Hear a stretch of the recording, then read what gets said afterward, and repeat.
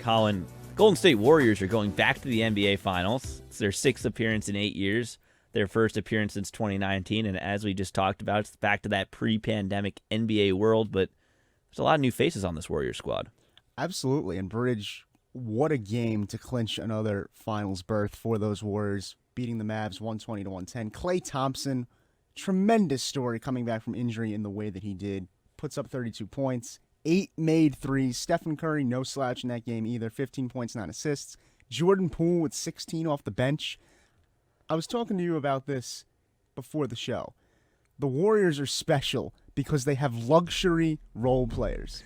I didn't think that was a thing that could happen on NBA teams. I just thought you had your stars and you had some role players that would kind of help out from time to time. I mean, that's kind of what they're trying to do in Brooklyn right now. The Warriors have guys that are legitimate luxury role players, meaning they could be 1 or 2 number stars on another team. Yeah, it's hard to believe, and it was a great convo before the show because when you really think about it, the guys that come off the bench for the Warriors would certainly be starters for a number of NBA teams. Absolutely. Jordan Poole will be a starter for the Knicks right now. He'd be a star. He's going to be a star. That's the strange thing.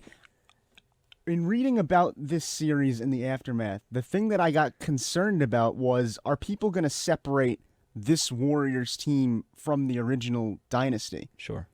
I'm so happy that the media and people within sports have not done that. This is definitely a continuation of that dynasty for a number of reasons. You still have Klay. You still have Curry. You still have Draymond. That's obvious. Steve Kerr.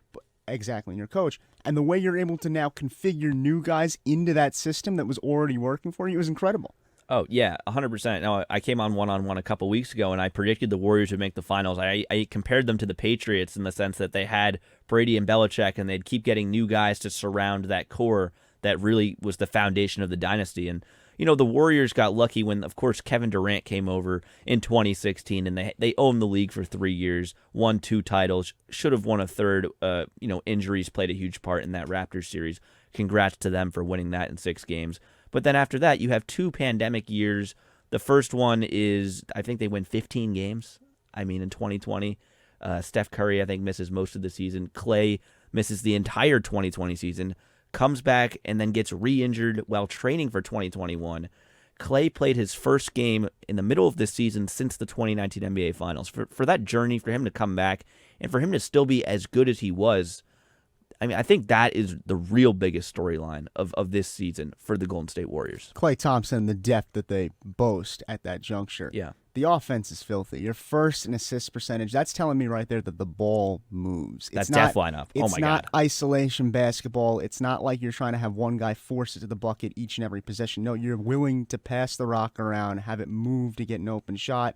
Also tells me that you're not necessarily playing the fastest of your competition. You're not pushing up the court each and every time. You're kind of willing to set at half court when need be. You're not relying on transition buckets in that sense. That's something that the Celtics have fallen into as a bad habit this playoff, in my estimation. Yes, well, the Celtics are different, and we'll get to them. Fast break points are a big part of the game, but I think for the Warriors, I think when you watch college basketball, the half-court set pieces are so big because they really determine the game, and being able to run good plays and get guys open is important. And it's equally as important in the NBA, but I feel like it's not looked at as much. But when you look at what the Warriors are doing, when they have their best 5 guys on the court, there's no weak link in terms of a shooter. Even to Draymond Green, he may not be a sharp shooter, but he can still knock down the 3 ball, meaning that if you're the defense, you still have to worry about him on the perimeter. Whereas with a lot of other teams, there's only a couple guys that you really have to keep an eye on. Yeah, having those options is huge. The team during the regular season had the 3rd best effective field goal percentage. Tells me they're taking smart shots. As you said, that also tells me they have weapons galore at that point. Overall, though, with this team, the defense is sneaky good. Over the course of that regular season, they were either ranked 1 or 2 in defensive rating. Yeah. A lot of metrics have the Celtics as that number 1 spot. NBA.com had the Warriors as 1 for quite some time. If they can play defense that well and it's going unnoticed, that's pretty scary when you consider the offensive firepower they boast, too. I think if you're the Celtics or the Heat, you're going to have trouble going to sleep tonight, just thinking about not just Game 7, but the fact that you're going to have to face a healthy Golden State Warriors team and a Golden State Warriors team that'll have about a week of rest prior to Game 1 next Thursday of the NBA Finals. So should Golden State be favored in the finals? This is my question going in, because I was thinking about this last night watching the Heat and the Celtics. Both of them are going to be exhausted by the end of the series, because spoiler, we're having a Game 7, didn't end in 6. Both of those squads are going to be out of energy.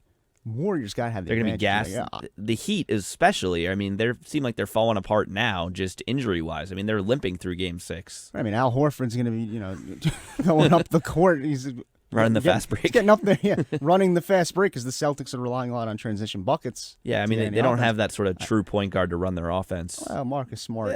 We'll get it. We'll get into Celtics. We'll get into it. But my question would be, off the bat for you, Brij, is how much of a favorite are the Warriors comparatively? I think the Warriors will probably be huge favorites. I don't want to get into the numbers and the odds and whatnot, but I think that if you're just thinking about the series in general, whether it's the Heat or the Celtics, they'll be coming in. So they're going to play Sunday night, and then they'll be Monday, Tuesday, Wednesday. They'll have 3 off days prior to the finals. That's not a lot of time, especially if you're going to be flying out to San Francisco for Game 1, which is a big trek for both teams on the East Coast, right? So the Warriors will be healthy. The Warriors will be rested. The Warriors are arguably the better team on paper compared to both the Celtics and the Heat. I think that if you want to make a prediction, it has to be that the Warriors will win in 5 or 6 games. I don't think it's that close. I just don't think that the Heat have the defense to keep up with all of the Warriors' offense, and I just don't think the Celtics have the offense to match that. Not to mention, Warriors will be getting back Iguodala and Payton at some point. I was going to bring that up. I mean, Andre Iguodala, 2015 Finals MVP. People forget he locked up LeBron James. I know locking up LeBron means holding him to 30, but what he did helped his team win. Well, now it just means letting him have Russell Westbrook.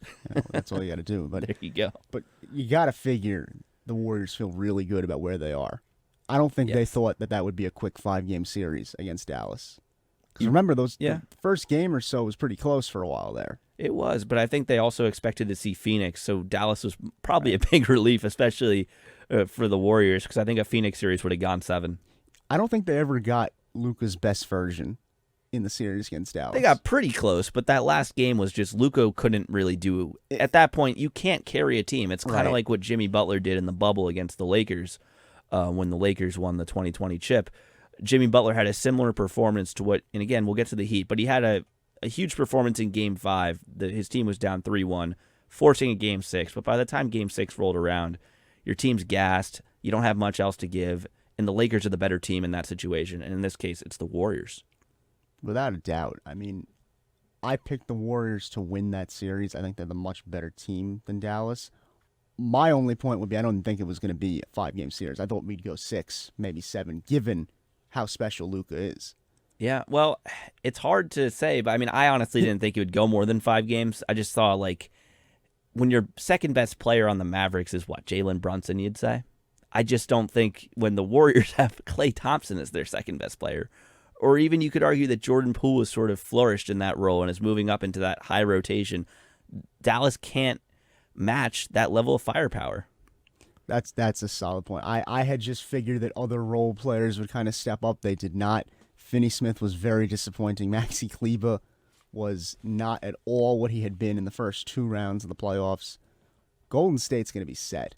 I was reading an article, actually, before the show about will this dynasty be remembered in the same vein as the Bulls or the Lakers or something like that.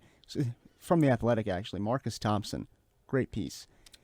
Talked to Andre Iguodala, and apparently Iggy was saying that exposure has basically dampened people's respect for this dynasty, and that they're so accessible that people don't look at them as that same kind of ideal that people would look at Jordan or a Bird or a Magic. Yeah. I think there's definitely something to that, in that the social media age has changed how we'll view teams, especially how we'll view very successful teams like the Warriors.